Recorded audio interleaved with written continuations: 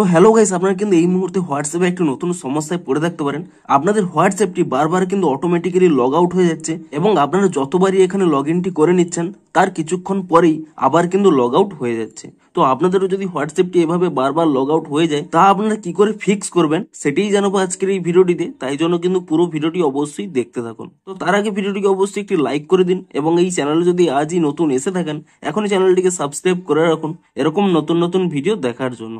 তো আপনাদের হোয়াটসঅ্যাপ অ্যাপটি যদি বারবার এখানে লগ আউট হয়ে যায় তাহলে কি করবেন, প্রথমে কিন্তু আপনারা এখান থেকে ব্যাক করে নিয়ে প্রথমে কিন্তু এখানে এই হোয়াটসঅ্যাপ অ্যাপটিকে ট্যাব অ্যান্ড হোল্ড করে নিয়ে তারপর এখানে অ্যাপ ইনফো অপশানে ক্লিক করে নেবেন এবং তারপরে দেখুন এখানে একটি অপশান পেয়ে যাবেন স্টোরেজ ইউজেস বলে। আপনারা কিন্তু এই অপশানে ক্লিক করে নিয়ে এখানে কিন্তু ক্লিয়ার ক্যাশ অপশানে কিন্তু ক্লিক করে নেবেন এবং তারপরে এখান থেকে ব্যাক করে নিয়ে আপনারা কিন্তু এখানে প্লে স্টোর অ্যাপটিকে ওপেন করে নিয়ে এখানে সার্চ করে নেবেন হোয়াটসঅ্যাপ বলে এবং হোয়াটসঅ্যাপ বলে সার্চ করে নিয়ে এখানে চেক করে নেবেন যে কোনো নতুন আপডেট এসেছে নাকি। যদি এখানে কোনো নতুন আপডেট এসে থাকে আপনারা কিন্তু তৎক্ষণাৎ এখানে কিন্তু আপডেটটি করে নেবেন এবং আপডেটটি করে নেওয়ার পরে তারপরে আপনারা চেক করবেন যে আপনাদের এখানে এই প্রবলেমটি সলভ হয়েছে কিনা। কিন্তু আপনারা যদি চেক করেন দেখবেন আপনাদের সেই প্রবলেমটি কিন্তু এখনো থাকবে, কারণ আরো একটি কারণেও কিন্তু আপনাদের এই প্রবলেমটি হতে পারে। তো কি সেই কারণ দেখুন আপনারা যদি এখান থেকে ব্যাক করে নেন এবং আপনাদের মোবাইলে যদি এখানে সেটিংস অ্যাপটিকে এখানে ওপেন করে নেবেন এবং তারপরে দেখুন নিচের দিকে স্ক্রল করে নিয়ে এখানে একটি অপশান পেয়ে যাবেন অ্যাপস বলে।